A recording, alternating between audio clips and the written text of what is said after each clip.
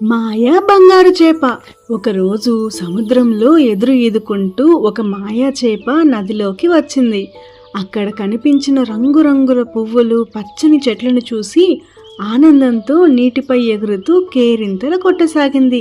బంగారు రంగులో పెద్దగా ఉన్న ఆ మాయా చేపను చూసిన మిగిలిన చేపలన్నీ ఆశ్చర్యంగా చూడసాగాయి.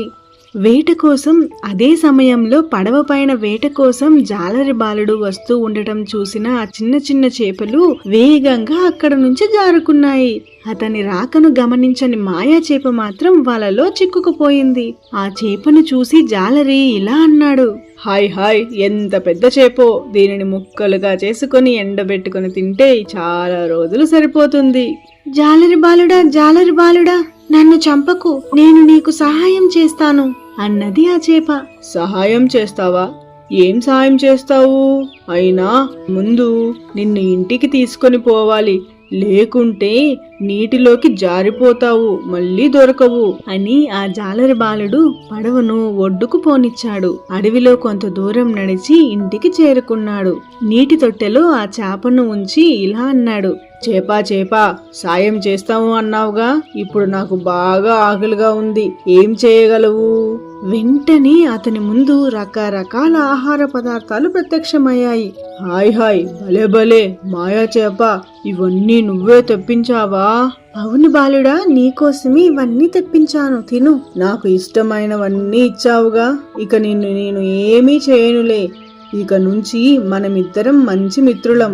అప్పటి నుంచి మాయా చేప ఇంకా జాలరి బాలుడు మంచి స్నేహితులుగా మెలగసాగారు. ఓనాడు బాధగా ఉన్న జాలరి బాబును చూసిన చేప ఇలా అడిగింది, ఏమైంది మిత్రమా, ఎందుకు ఇవాళ ఇంత బాధగా ఉన్నావు? నా తోటి వారంతా బడికి వెళ్ళి బాగా చదువుకుంటున్నారు, నేను మాత్రం వలను తీసుకుని వేటకు వెళుతున్నాను. నాకు చదువుకోవాలని ఉంది. మరి ఎందుకని బడికి వెళ్ళలేదు? నేను బాగా చదవడం లేదు అని అమ్మా నాన్నలు పంపించడం లేదు. ఓ అలాగా, అయితే నీకు బాగా చదివే ఉపాయం చెప్తా. ఏమిటి? నన్ను నీ చెవి దగ్గరకు తీసుకో, నేను ఒక మంత్రం చెప్తాను. దాంతో అందరికంటే నీవే బాగా చదువుతావు. నీవు రాసింది చూసి మీ ఉపాధ్యాయులు కూడా నిన్ను బాగా మెచ్చుకుంటారు.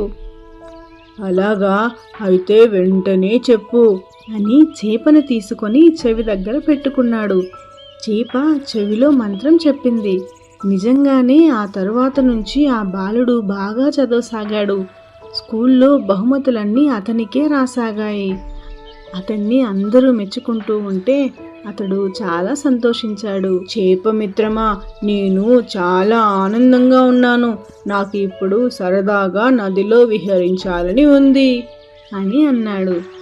అతని కోరిక మేరకు చేప తన పైన కూర్చుని పెట్టుకొని నదిలో తిప్పుతూ చాలా ప్రదేశాలు చూపించింది. ఆ సమయంలో అతనికి చేప చాలా ఆనందంగా కనిపించింది. సాయంత్రం కాగానే ఇంటికి ఒంటరిగా పయనమైన అతడితో చేప ఇలా అంటుంది, మిత్రమా, నన్ను వదిలి వెళ్ళిపోతున్నావేంటి? నీతో తీసుకుని వెళ్ళవా? నేను బడికి వెళ్ళేటప్పుడు ఎంత సంతోషంగా ఉన్నానో నీవు ఈ నదిలో ఉన్నప్పుడు అంత సంతోషంగా ఉండడం నేను గమనించాను. అందుకే నిన్ను ఇక్కడే వదిలి వెళ్ళిపోతున్నాను. మనం మళ్ళీ కలుద్దాం మిత్రమా, బాయ్ అని బాలుడు ఆ మాయా చేపను నదిలోనే వదిలేసి ఇంటికి ఒంటరిగా వెళ్ళిపోయాడు. అందుకే పెద్దలు చెబుతారు, మనకి ఇష్టమైన చోటు, ఇష్టమైన పని ఎప్పుడూ ఆనందాన్ని ఇస్తుంది.